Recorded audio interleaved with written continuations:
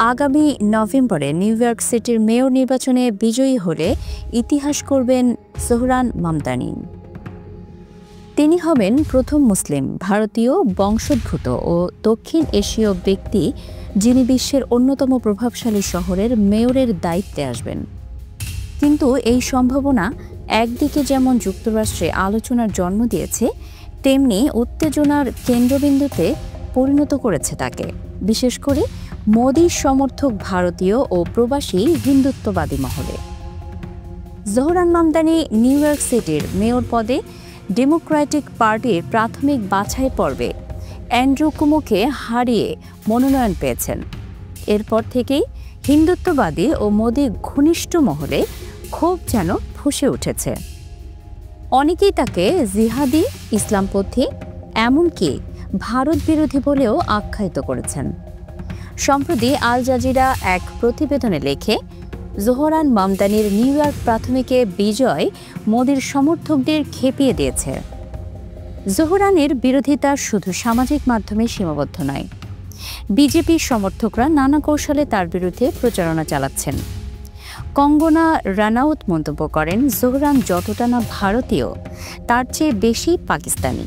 তার মা হিন্দু এবং বিখ্যাত পরিচালক মীরা নায়ার হলেও জোহরানকে দেখানো হচ্ছে হিন্দু বিরোধী হিসেবে। একটি বিজেপিপন্থী টিভি চ্যানেল দাবি করে জোহরান ভারত বিরোধী গোষ্ঠী থেকে অর্থ পাচ্ছেন। এমনকি নিউ ইয়র্কের আকাশে মামদানিকে প্রত্যাখ্যান করুন বার্তাটা নিয়ে দেওয়া হয়েছে।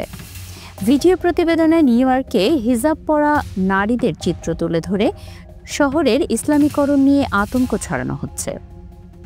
2002 সালের গুজরাট দাঙ্গা নিয়ে বরাবরই সরব জোহরান মামদানি। টাইমস স্কোয়ারে বাবরি মসজিদ ধ্বংসের প্রতিবাদে উপস্থিত থাকা থেকে শুরু করে মোদি সরকারকে যুদ্ধাপরাধী হিসেবে উল্লেখ করা পর্যন্ত নানা সময়ে তিনি তার অবস্থান স্পষ্ট করেছেন। গত মে মাসে প্রশ্ন করা হলে জোহরান জানান, মোদি নিউ ইয়র্ক এলে তার সঙ্গে তিনি সাক্ষাৎ করবেন না।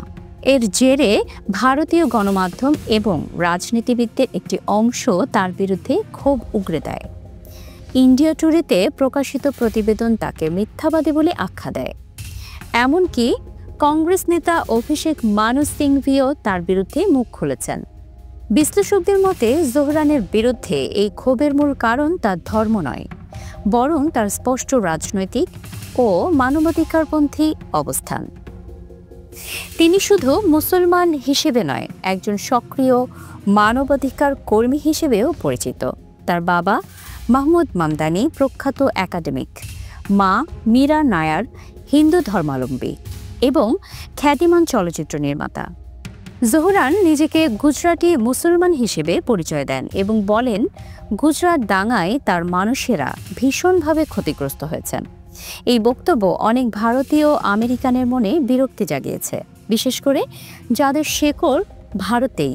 সমালোচনার মধ্যেও জোহরান মামদানি নিজের অবস্থান থেকে সরে আসেননি, বরং নিউ ইয়র্কে তিনি নানা ধর্ম বর্ণের মানুষের সঙ্গে যোগাযোগ করে চলেছেন।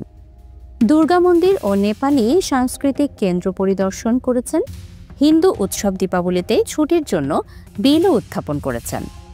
এতে অনেক হিন্দু আমেরিকানও তার পাশে দাঁড়িয়েছেন। নিউ ইয়র্ক ইউনিভার্সিটির অধ্যাপক অরবিন্দ রাজগোপাল বলেন, জোহরান শুধু উর্দু বা হিন্দি নয়, বাংলা পর্যন্ত জানেন। এমন প্রার্থী সাম্প্রতিক ইতিহাসে দেখা যায়নি। তার মতে এই বহুভাষিক, বহু সাংস্কৃতিক পরিচয়ে জোহরানকে আলাদা করে তুলছে।